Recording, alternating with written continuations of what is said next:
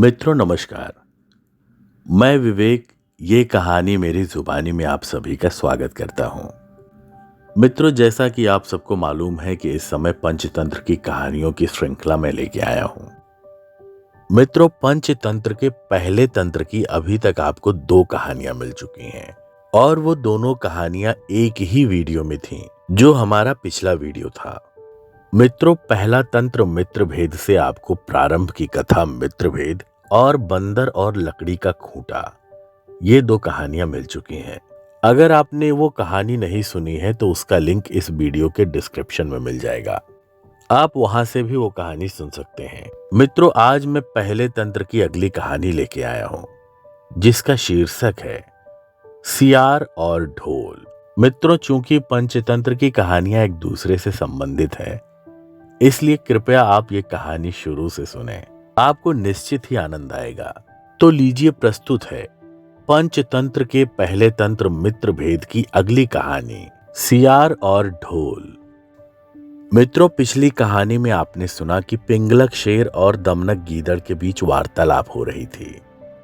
पिंगलक शेर दमनक गीदड़ से पूछता है, गोमायु गीदड़ के साथ क्या घटना हुई थी? दमनक गोमायु की कहानी सुनाने लगा। एक बार एक जंगल के निकट 2 राजाओं के बीच घोर युद्ध हुआ।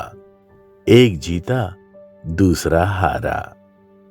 सेनाएं अपने नगरों को लौट गईं। बस सेना का एक ढोल पीछे रह गया। उस ढोल को बजा बजाकर सेना के साथ गए भाट व चारण रात को वीरता की कहानियां सुनाते थे। युद्ध के बाद एक दिन आंधी आई। आंधी के जोर में वह ढोल लुढ़कता पुढ़कता एक सूखे पेड़ के पास जाकर टिक गया। उस पेड़ की सूखी टहनियां ढोल से इस तरह से सट गई थीं कि तेज हवा चलते ही ढोल पर टकरा जाती थीं और ढमाढम की गुंजायमान आवाज होती। एक सियार उस क्षेत्र में घूमता था। उसने ढोल की आवाज सुनी। वह बड़ा भयभीत हुआ। ऐसी अजीब आवाज बोलते पहले किसी जानवर को नहीं सुना था। वह सोचने लगा कि यह कैसा जानवर है जो ऐसी जोरदार बोली बोलता है, ढमाढम। सियार छिपकर ढोल को देखता रहता, यह जानने के लिए कि वह जीव उड़ने वाला है या 4 टांगों पर दौड़ने वाला। एक दिन सियार झाड़ी के पीछे छुपकर ढोल पर नजर रखे था। तभी पेड़ से नीचे उतरती हुई एक गिलहरी कूदकर ढोल पर उतरी। हल्की सी ढम की आवाज भी हुई। गिलहरी ढोल पर बैठी दाना कुतरती रही। सियार बड़बड़ाया, ओह, यह तो कोई हिंसक जीव नहीं है, मुझे भी नहीं डरना चाहिए। सियार फूंक फूंक कर कदम रखता ढोल के निकट गया। उसे सूंघा। ढोल का उसे न कहीं सिर नजर आया और न पैर। तभी हवा के झोंके से टहनियां ढोल से टकराईं। ढम की आवाज हुई और सियार उछलकर पीछे जा गिरा। सियार उठने की कोशिश करता हुआ बोला, अब समझ आया, यह तो बाहर का खोल है, जीव इस खोल के अंदर है। आवाज बता रही है कि कोई जीव इस खोल के भीतर रहता है। वह मोटा ताजा होना चाहिए, चर्बी से भरा शरीर, तभी ये ढम ढम की जोरदार बोली बोलता है। अपनी माद में घुसते ही सियार बोला, ओ सियारी, दावत खाने के लिए तैयार हो जा। एक मोटे ताजे शिकार का पता लगा कर आया हूं। सियारी पूछने लगी, तुम उसे मारकर क्यों नहीं लाए? सियार ने उसे झिड़की दी, क्योंकि मैं तेरी तरह मूर्ख नहीं हूं। वह एक खोल के भीतर छिपा बैठा है। खोल ऐसा है कि उसमें 2 तरफ सूखी चमड़ी के दरवाजे हैं। मैं एक तरफ से हाथ डाल उसे पकड़ने की कोशिश करता तो वह दूसरे दरवाजे से भाग न जाता। चांद निकलने पर दोनों ढोल की ओर गए।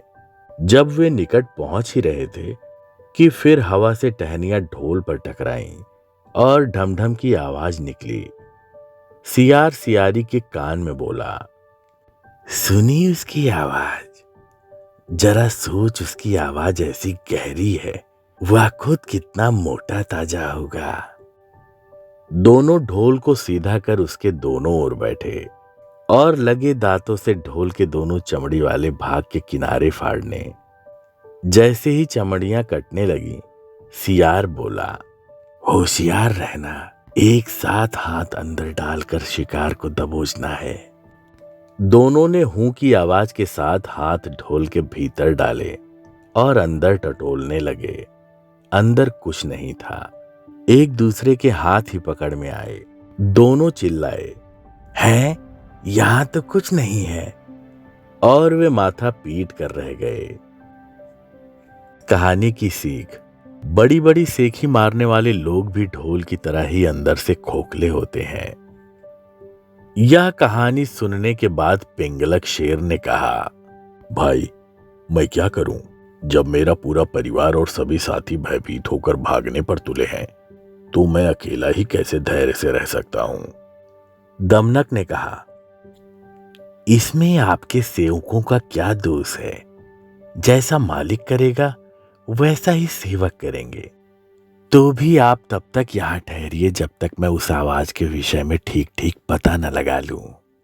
पिंगलक ने आश्चर्य से पूछा, क्या तुम वास्तव में वहां जाने की सोच रहे हो? दमनक ने जवाब दिया, स्वामी की आज्ञा से तो योग्य सेवक कोई भी काम नहीं कर सकता, चाहे उसे सांप के मुंह में हाथ डालना पड़े या समुद्र ही पार करना पड़े। राजाओं को चाहिए कि ऐसे ही सेवक को सदा अपने निकट रखें। पिंगलक ने कहा, अगर ऐसी बात है तो जाओ भद्र, तुम्हारा मार्ग मंगलमय हो।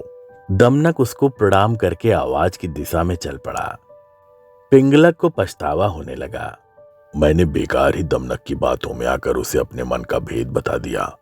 उसका क्या विश्वास, पहले मंत्री का पद छिन जाने के कारण वह खिन्न तो है ही, बदला लेने के लिए यह भी हो सकता है कि दमनक लालच में आकर शत्रु से मिल जाए और बाद में घात लगाकर मुझको ही मरवा दे। खैर, अब तो एक ही रास्ता है, कहीं दूसरी जगह छिपकर दमनक के आने की राह देखी जाए। उधर दमनक खोजते खोजते संजीवक के पास पहुंचा तो उसकी खुशी का ठिकाना न रहा। जिसके डर से सिंह की जान निकल रही थी, वह तो एक मामूली सा बैल है। दमनक इस स्थिति का लाभ उठाने के लिए सोचने लगा, अब तो इस बैल से सन दिया विग्रह कुछ भी करके पिंगलक को सहज ही अपने वश में किया जा सकता है। यही सोचता सोचता वह लौटकर पिंगलक के पास पहुंचा। पिंगलक उसे आते देख संभल कर बैठ गया। दमनक ने पिंगलक को प्रणाम किया। पिंगलक ने पूछा, तुमने उस भयंकर प्राणी को देखा क्या? दमनक ने कहा, आपकी कृपा से मैं उसे देख आया हूं। पिंगलक को आश्चर्य हुआ, सच में देखा है? पिंगलक ने अपनी झेप मिटाने के लिए कहा, तो फिर उस बलवान जंतु ने तुम्हें छोड़ कैसे दिया? शायद उसने तुमको इसलिए छोड़ दिया होगा कि बलशाली लोग अपने समान बल वाले से ही बैर या मित्रता करते हैं। कहाँ वो महाबली और कहाँ तुम जैसा तुच्छ विनम्र प्राणी। दमनक ने मन का क्षोभ छिपाकर कहा, ऐसा ही सही, वह सचमुच महान है, बलशाली है, और मैं एकदम क्षुद्र दीन प्राणी हूं। तो भी यदि आप कहें तो मैं उसे भी लाकर आपकी सेवा में लगा सकता हूं। पिंगलक ने चकित होकर कहा, सच कहते हो? ऐसा संभव है? दमनक बोला, बुद्धि के लिए कुछ भी असंभव नहीं। तब पिंगलक ने कहा, अगर ऐसी बात है तो मैं आज ही तुमको अपना मंत्री नियुक्त करता हूं, तुम्हें प्रजा पर दया और दंड का अधिकार देता हूं। पद और अधिकार पाकर प्रसन्न दमनक बड़ी शान से चलता हुआ संजीवक के पास पहुंचा और गुर्रा कर बोला, ओरे दुष्ट बैल, इधर आ, मेरे स्वामी पिंगलक तुझे बुला रहे हैं। इस प्रकार निशंक होकर डकराने गरजने की तुझे हिम्मत कैसे हुई? संजीवक ने पूछा, यह पिंगलक कौन है भाई? दमनक ने जवाब दिया, अरे तू क्या वनराज सिंह पिंगलक को नहीं जानता? अभी तो तुझे पता चल जाएगा। वह देख, बरगद के पेड़ के नीचे अपने परिवार के साथ जो शेर बैठा है, वही हमारे स्वामी पिंगलक है। यह सुनकर संजीवक की कपकपी छूट गई। वह कातर स्वर में बोला, भाई तुम तो चतुर सुजान लगते हो। अपने स्वामी से मुझे माफ करवा दो तो मैं अभी तुम्हारे साथ चला चलता हूं। दमनक ने कहा, बात तो ठीक है तुम्हारी। अच्छा ठहरो, मैं अभी स्वामी से पूछ कर आता हूं। वह पिंगलक के पास जाकर बोला, स्वामी यह कोई मामूली जंतु नहीं है, वह तो भगवान शंकर का वाहन वृषभ है। मेरे पूछने पर उसने बताया कि भगवान शंकर के आदेश से वह नित्य यहाँ आकर यमुना तट पर हरी हरी घास चरता है और इस वन में घूमा करता है। पिंगलक भयभीत होकर बोला, यह तो सच ही होगा, क्योंकि भगवान की कृपा के बिना घास चरने वाला यह प्राणी सर्पों से भरे इस वन में इस तरह डकराता हुआ निर्भय विचरण नहीं कर सकता। खैर, यह बता कि अब वह कहता क्या है। दमनक बोला, मैंने उससे कह दिया है कि यह वन भगवती दुर्गा के वाहन मेरे स्वामी पिंगलक शेर के अधिकार में है, इसलिए उसके पास चलकर भाईचारे के साथ रहते हुए इस वन में सुख से चरो। मेरी बात सुनकर उसने आपसे मित्रता की याचना की है। पिंगलक बहुत खुश हुआ। वह प्रशंसा करते हुए बोला, मंत्रीवर तुम धन्य हो। मैंने तुमको अभयदान दिया, लेकिन तुम मुझे भी उससे अभयदान दिलाकर मेरे पास ले आओ। दमनक अपनी बुद्धि और भाग्य पर इतराता हुआ फिर संजीवक के पास पहुंचा।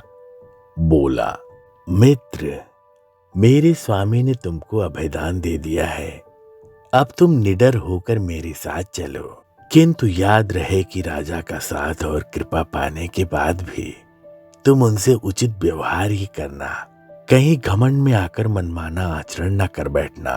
मैं समयानुकूल ही शासन करूंगा। मंत्री के पद पर तुम्हारे रहने से हम दोनों को राज्य लक्ष्मी का सुख मिलेगा। जो व्यक्ति अहंकार के कारण उत्तम, मध्यम और अधम व्यक्तियों का उचित सम्मान नहीं करते, वे राजा का सम्मान पाने के बाद भी दंतिल की तरह दुख भोगते हैं। संजीवक ने पूछा, यह दंतिल कौन था? दमनक कथा सुनाने लगा।